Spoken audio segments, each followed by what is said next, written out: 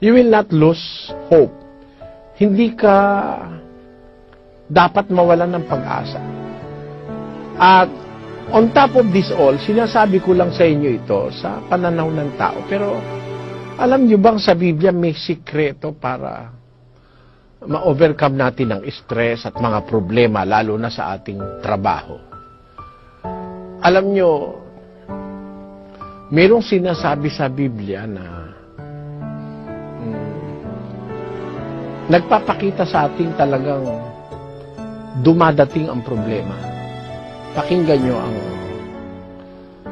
Filipos 4:6. Ganito ating mababasa. Babasa po ako. Huwag kayong mga balisa sa anumang bagay. So maraming bagay na maaring ikabalisa ng tao.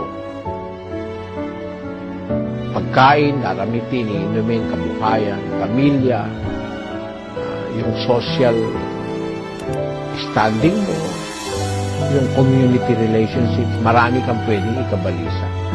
At ang malaking bulto nito sa pamilya at sa trabaho.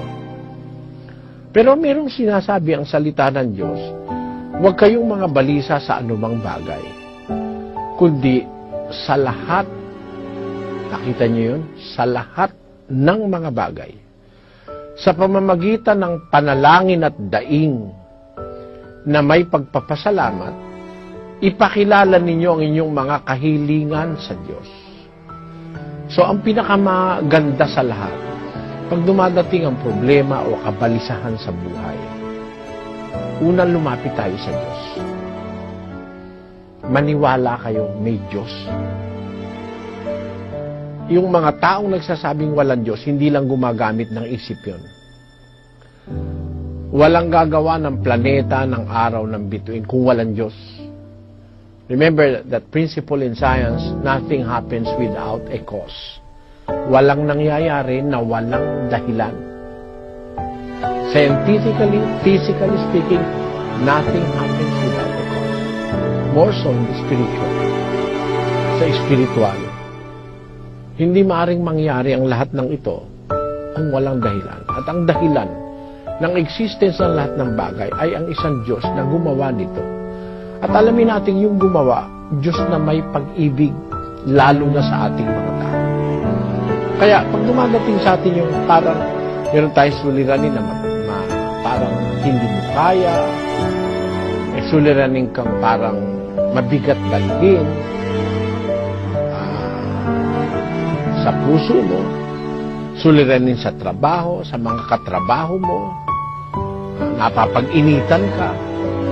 Ang sabi ng Biblia, huwag kayong mabalisa sa anumang bagay, kundi sa lahat ng mga bagay, sa pamamagitan ng padalangin at daing na may pagpapasalamat, ipakilala ninyo ang inyong mga kahilingan sa Diyos.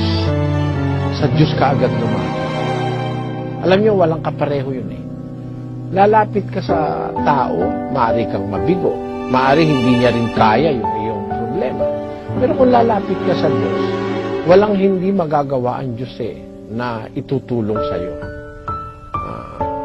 Sabi niya, ipakilala ninyo ang inyong kahilingan sa Diyos. Ibig sabihin nun, mananalangin ka. Pagdating ng problema, the first step to take, if you are a Christian, is to pray. That is the very first step to take. Pray. Manalangin. Pagkatapos mong manalangin, yung ikinababalisa mo, yung problema mo, bigay mo sa Diyos. Yun ang sikreto nun. Alam niyo kung bakit? Basahin natin ang unang Pedro 5:7. Na inyong ilagak sa Kanyang lahat ninyong kabalisahan, sapagkat kayo'y ipinagmamalasakit niya. Sa English it says, cast all your anxieties on Him, for He cares about you. It is a very clear consolation for Christians. Pagdating ng problema, anxieties in life, manalangin ka. Pagkatapos mong manalangin, ipagtiwala mo sa Kanya. Cast all your anxieties on Him. Ilagak nyo ang inyong kabalisahan sa Kanya. Bakit? Sapagkat kayo ipinagmamalasakit niya. Alam nyo, yung pagmamalasakit, nararanasan natin yan sa tao. Sa magulang, may malasakit sa anak. Sa asawa, may malasakit sa asawa. Anak, minsan may malasakit sa magulang. Kapitbahay lang merong malasakit sa kapitbahay. Kung sa ating mga tao, wala namang nag-uutos, nakakaramdam tayo ng pagmamalasakit sa mga mahal natin sa buhay.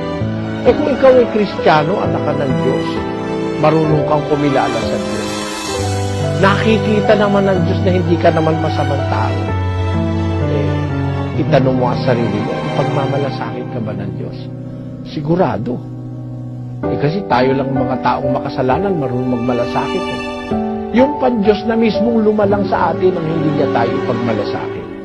Kaya, sabi ng Biblia, kayo'y ipinagmamalasakit niya. Sabagay, hindi naman lahat ng tao yan. Kundi yung mga taong nagtitiwala at kumikilala sa Diyos. Sabi ng Biblia, kung meron kang kabalisahan, hindi ka dapat malungkot Simple lang ang procedure ng paghahandle ng stress at ng problema. Una, manalangin. Yun ang biblical admonition. Yun ang hatol bibliko. Pagdating problema, una manalangin ka. Tapos, ipagtiwala mo sa Diyos, bahala ka na po, Panginoon. Hindi ko po yata ito kayang isolve. Parang wala po akong maisip na pambayad sa aking mga utang. Turo mo sa akin ang gagawin ko. Bahala ka na po. Bigay mo sa Kanya yung anxieties. Sapagkat, ipinagmamalasakit niya kayo, ang sabi ng kasulatan. Nais ka sa iyong burden. Knowing that there is somebody powerful and big enough and greater than all your problems. Mas malaki ang Diyos kaysa sa lahat ng problema ng tao. He is greater than the greatest problem of humanity. Kaya niyang isolve yan. Personally, He will attend to your problem. Pare, hindi kayo maniwala, pero nasa Biblia po yun. Kayo'y ipinagmamalasakit niya. Sinasabi yan ng dakilang apostol na si Pedro. At kung ipinagmamalasakit tayo ng Diyos, alam nyo, yun lang ikaw tatawid sa karsada Minsan meron kang hindi nakikita Meron palang biglang dumarating na sasakyan na parang hindi mo napansin pero kung mo ipinagmamalasakit ka ng Diyos, bago ka umalis ng bahay, nanalangin ka naman, nag-pray ka, hindi mo nakikita yung sasakyan, ikaw ang nakita ng sasakyan, nakapag-preno siya. Ginising ng Diyos yung nagmamaneho dahil pinagmamalasakit ka.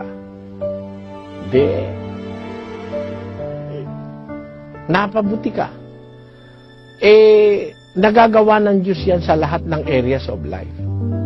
Lalo na sa trabaho. Alam nyo kasi ang trabaho, yan gawain ng taong gustong mabuhay ng marangal Yang magtrabaho. Kaya nakikita ng Diyos yung mga taong devoted sa pagtatrabaho para sa pamilya. Alam ng Diyos pag iningatan ka niya, tinulungan na rin niya yung pamilya mo. Kung mahal ka ng Diyos, mahal niya rin yung pamilya mo. Ipinagmamalasakit ka, ipinagmamalasakit din yung pamilya mo. Ano bang problema ang malaki na hindi kaya kang tulungan ng Diyos? Yun ang punto ron, mga kapatid.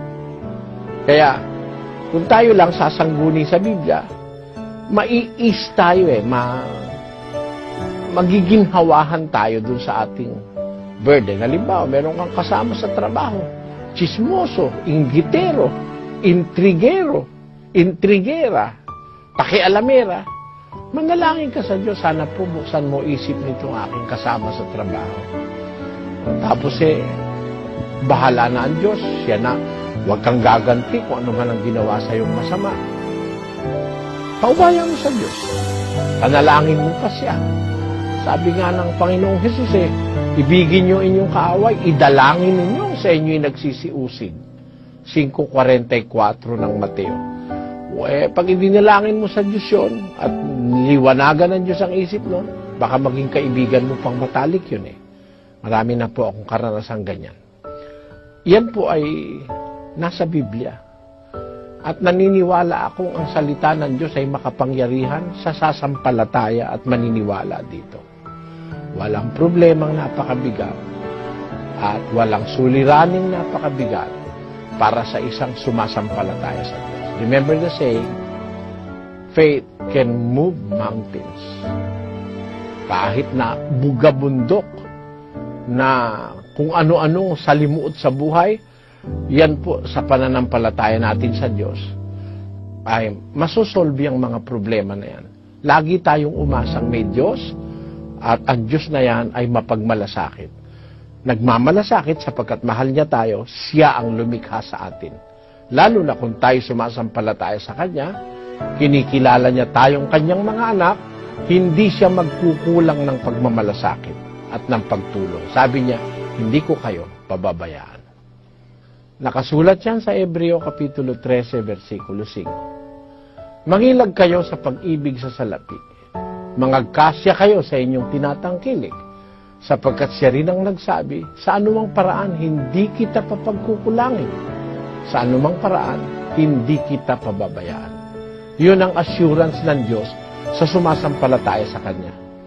Hindi kita pagkukulangin, hindi kita pababayaan. Pag ang Diyos ang nagsabi hindi Kanya pababayaan, sigurado yun dahil hindi naman nagsisinungaling ang Diyos at ang Diyos ay hindi maaaring magsinungaling. Hanggang dito, maraming salamat sa iyo.